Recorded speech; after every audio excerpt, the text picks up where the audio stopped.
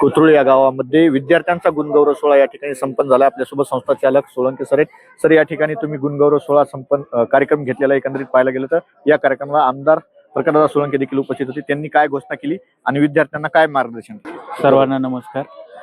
आज शिवसंस्कार गुरुकुल व Navodaya coaching classes Kothrud Majalgaon यांच्या वतीनं गुणवंत विद्यार्थ्यांचा गुणगौरव सोहळा आयोजित करण्यात आला।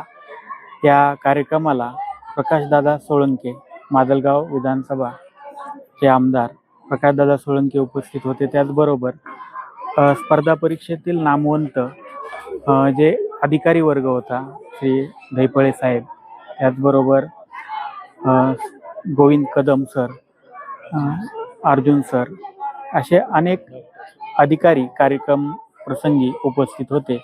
तर कोथरूड गावातील जे काही गुणवंत विद्यार्थी आहेत त्यांचा सत्कार करण्यासाठी, त्यांचा गुणगौरव करण्यासाठी आपल्या कार्यक्रमाला हे सर्वजण उपस्थित होते। दादांनी आपल्या शाळेच्या विकासासाठी, संस्थेच्या विकासासाठी देखील भरीव निधी घोषित केलेला आहे। काय वाटतं, दादांनी या पुढे देखील तुम्हाला अशीच मदत करतील? आणि दादांनी तुमच्याकडून अपेक्षा ठेवली की दोनच नव्हे तर अनेक विद्यार्थी तुमच्या शाळेतून अजून या परीक्षेतून उत्तीर्ण व्हावेत आणि पुढचा जो सत्कार समारंभ आहे त्याला देखील बोलवावं। प्रकाशदादांनी या कार्याकडं लक्ष देऊन 1,01,000 रुपयांचा निधी आपल्या शिवसंस्कार गुरुकुल व नवोदय क्लासेसला देण्याचं मान्य केलं आहे।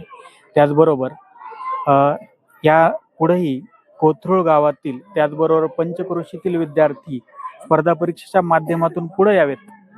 स्पर्धा परीक्षेच्या हा जो लाभ आहे किंवा या ज्या काही गोष्टी आहेत, हे तर छोटं यश आहे, पण याचबरोबर त्यांनी मोठं यश मिळवावं आणि त्यांना हे मार्गदर्शन लाभावं। त्याचबरोबर तालुक्यातील विद्यार्थ्यांना सुद्धा हे मार्गदर्शन लाभावं, याच्यासाठी दादांनी शिवसंस्कार गुरुकुल व नवोदय कोचिंग क्लासेसला खूप भरभरून शुभेच्छा दिल्या।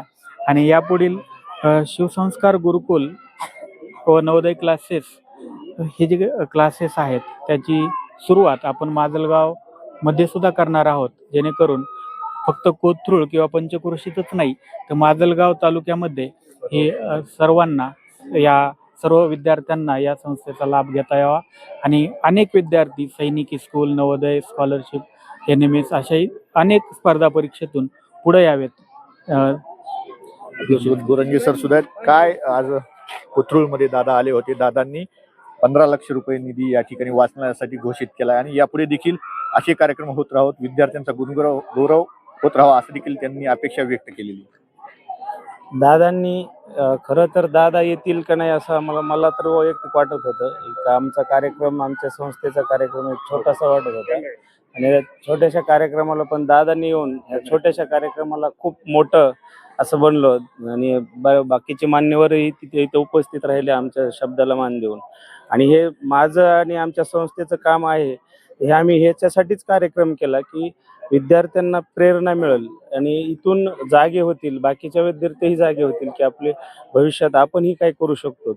आणि ते करण्याचा जे उद्देश आहे ते आजच्या कार्यक्रमाला दादा आले, हे सर्वांनी, हे गावकऱ्यांनी जे मदत केली, इथले सरपंच शरद भैया आणि सोळंके सर यांचं कार्यक्रमाचं एवढं भव्य दिव्य स्वरूप तयार केलं, त्यामुळं आज असं वाटलं की कार्यक्रमाचं खरोखरच असे कार्यक्रम होतील। आणि अजून आम्हाला पण आमच्या संस्थेतील म्हणजे आमचे सहकारी सोळंके सर आणि मी इथून पुढेही आता दुपटीनं कामाला लागू आणि चांगल्या पद्धतीनं एक दर्जेदार शिक्षण, त्याचबरोबर सेवा देण्याचा प्रयत्न करू। तुम्ही पाहू शकता वेगवेगळ्या प्रतिक्रिया समोर येत आहेत। या ठिकाणी कोथरूडमध्ये विद्यार्थ्यांचा गुणगौरव सोहळा हा संपन्न झाला। या ठिकाणी माजलगाव मतदारसंघाचे आमदार प्रकाशदादा सोळंके यांनी या ठिकाणी उपस्थित होत या ठिकाणच्या कोथरूडमधल्या गावातील वाचनालयासाठी 15 लाख रुपये निधीची घोषणा देखील केलेली आहे। या संस्थेच्या पुढील विकासासाठी भरीव निधी 1 लाख रुपये देखील या ठिकाणी घोषणा केलेली आहे। यामध्ये काही नवीन अपडेट्स मिळतात का, पुढच्या वर्षी विद्यार्थ्यांचा गुणगौरव सोहळा कसा असणार आहे हे देखील पाहणं तितकंच महत्त्वाचं ठरणार आहे। कॅमेरामॅन बाळासाहेब दरडसह मी अशोक गलांडे, माऊली न्यूज नेटवर्क, कोथरूड बीट।